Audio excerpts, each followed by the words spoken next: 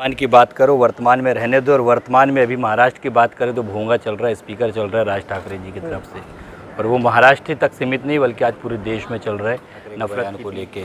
उसमें काफ़ी स्टेजों में भी आपने कहा है कि ये नहीं होना चाहिए, और अभी भी आप वही बात कर रहे हैं, हिंदू मुस्लिम सिख ईसाई आपस में भाई भाई। लेकिन कहीं ना कहीं आपको ऐसा नहीं लग रहा ये सब ऐसे विवादित बयान दे के या फिर भोंगे की बात करके, स्पीकर की बात करके कहीं ना कहीं बीच में ट्रोल पैदा हो रहा है?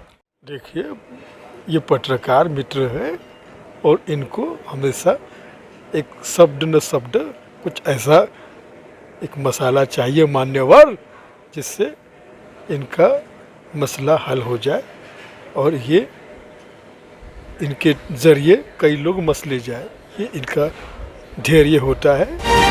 बोल इंडिया, सच की आवाज़, अब सच देखेगा इंडिया। दोस्तों आदाब, मैं सलीम रहमान और आप देख रहे हैं बोल इंडिया न्यूज़। इस वक्त मेरे साथ बात करने के लिए कॉमेडी के बादशाह यानी सुनील पाल मौजूद है।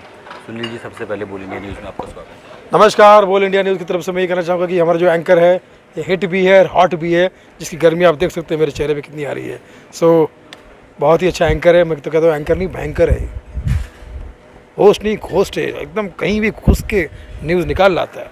वाह। एंकर ज़माना तो अभी चल रहा है, देश के वर्तमान हालात क्यों, क्या कहना चाहेंगे इस पर? काफ़ी वर्तमान जो है वो हमेशा संघर्ष में रहा है, इसलिए कह सकते हैं ना कि हमें वर्तमान को संभालना है।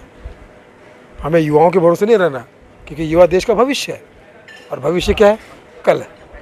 और कल कल किसने देखा, कल आए ना आए, फिर उन युवाओं के मिले ना साए।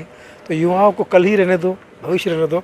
वर्तमान हम सब का है और हम सबको मिलकर, हिंदू मुस्लिम सिख ईसाई, हम सब है भाई भाई, मिल के लड़ेंगे नफरत के खिलाफ लड़ाई और नफरत को देंगे दुनिया से विदाई। ठोको ताड़ी। वर्तमान की बात करो, वर्तमान में रहने दो। और वर्तमान में अभी महाराष्ट्र की बात करें तो भोंगा चल रहा है, स्पीकर चल रहा है राज ठाकरे जी की तरफ से।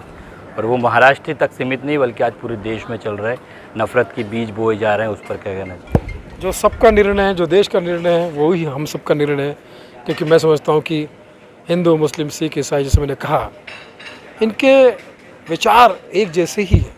एक जैसे पहनावा, एक जैसा खाना, एक जैसी ज़मीन, एक जैसा आसमान, सारी फीलिंग्स एक जैसी है। हम खामोखा सोचते कि वो कहीं अलग सोचेगा, वो कोई अलग सोचेगा। नहीं, हिंदू मुस्लिम सिख ईसाई मज़हब है और नाम है, तो ये प्यार है, हम सब एक है। तो भैया, जब एकता होती है, एक घर में रहते हैं, हिंदुस्तान एक घर है, जब घर में रहते हैं तो बर्तन से बर्तन टकराते हैं। कभी किसी की राय मानी जाती है, किसी की राय नहीं मानी जाती, लेकिन जो भी फैसला आता है अपने घर के बेटरमेंट के लिए आता है, अच्छे के लिए आता है, और उसको हमें हर वर्ग को स्वीकार करना चाहिए और अच्छे से आगे बढ़ना चाहिए, क्योंकि सब हमारे हैं और हम सबके। नहीं, अच्छे के लिए आता है, लेकिन कहीं ना कहीं जिस तरीके से मैंने कहा राज ठाकरे के बयान को लेके, उसमें काफ़ी स्टेजों में भी आपने कहा है कि ये नहीं होना चाहिए, और अभी भी आप वही बात कर रहे हैं, हिंदू मुस्लिम सिख ईसाई आपस में भाई भाई। लेकिन कहीं ना कहीं आपको ऐसा नहीं लग रहा ये सब ऐसे विवादित बयान दे के या फिर भोंगे की बात करके, स्पीकर की बात करके कहीं ना कहीं बीच में ट्रोल पैदा हो रहा है? देखिए, राज ठाकरे जी से मैं मिलकर इस विषय में बात करूँगा। राज ठाकरे से मैं मिला नहीं हूँ, मिल के पूछूँगा और क्या उनका जवाब होगा और क्या उसका निष्कर्ष निकलेगा मैं बताऊँगा आपको। अभी तक तो फ़िलहाल मुझे नहीं पता कि वो क्या सोच रहे हैं, आप क्या सोच रहे हैं और मैं क्या सोच रहा हूँ। चलिए ठीक है, इससे हटकर सवाल है ये राज का राज ही रहने दीजिए। जब आप मिलेंगे तभी राज ओपन कीजिएगा, क्योंकि मिलने के बाद हमेशा राज ओपन हो जाता है सुनील पाल की तरफ से। मन से बोल रहा हूँ कि ये हमारा इंजन है, बढ़ेगा आगे। तो इंजन बढ़ेगा आगे, अपने पर्सनल डबल इंजन उधर है, सिंगल इंजन इधर है। इसी तरीके से कॉमेडी के मंच के दौरान भी आप कभी मोटे भाई छोटे भाई बोलते रहते हैं, तो उसमें भी कुछ दो लाइन हो जाए। देखिए, ये पत्रकार मित्र है और इनको हमेशा एक शब्द न शब्द कुछ ऐसा एक मसाला चाहिए मान्यवर, जिससे इनका मसला हल हो जाए और ये इनके ज़रिए कई लोग मसले जाए, ये इनका धैर्य होता है। लेकिन भारतीय जनता पार्टी की तरफ से और भाई राज ठाकरे की तरफ से आपको नमन है, प्रणाम है। आप बहुत अच्छा काम कर रहे हैं, करते रहिए। आरटीओ राज ठाकरे ओपिनियन का सम्मान कीजिए, क्योंकि आरटीओ है तो गाड़ी है, और गाड़ी है तो सक्सेस है, क्योंकि सरकार में भी कार है, रोड पर भी कार है, और अगर चलती रहेगी मान्यवर तो हमको हर खुशी मिलेगी। धन्यवाद। मान्यवर हर खुशी मिलेगी। और खुशी के साथ साथ आगे फ्यूचर प्लान की बात करें सुनील पाल की, तो क्या न्यू प्रोजेक्ट है सामने? एक प्रोजेक्ट अभी बना रहा हूँ मैं, गाली गलौज, इस फिल्म का टाइटल है। और ये फिल्म टाइटल फिल्म को के अगेंस्ट जाता है, क्योंकि जो गाली गलौज वाली जो दुनिया चल रही है इस वक्त, वेब सीरीज़ में गाली गलौज, फिल्मों में गाली गलौज, स्टैंड अप कॉमेडी में गाली गलौज, सोशल मीडिया पे गाली गलौज क्यों होती है, इसके पीछे क्या स्वार्थ है, ये सब दिखाने की कोशिश कर रहा हूँ मैं। और फिल्म का नाम है गाली गलौज। अभी अगले महीने हम लोग शूट करेंगे उसकी। तो शूट कहाँ होगा?